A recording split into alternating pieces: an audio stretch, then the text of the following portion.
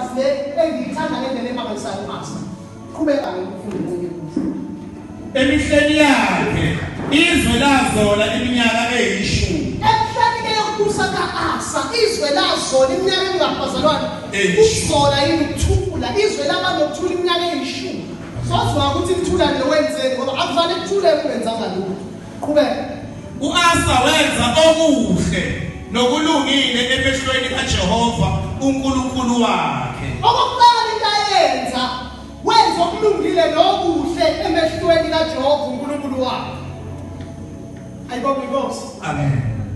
Uma ufuna ukuhlala kahle yenza sure ukuthi wenza okulungile phambi kaJehova. Niyazwa masama? Enza okuhle nokulungile phambi kaJehova ukuze uhlale kahle. Qhubeka.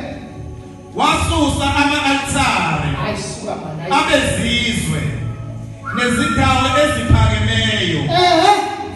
Nayi into yokuqala ekholweni.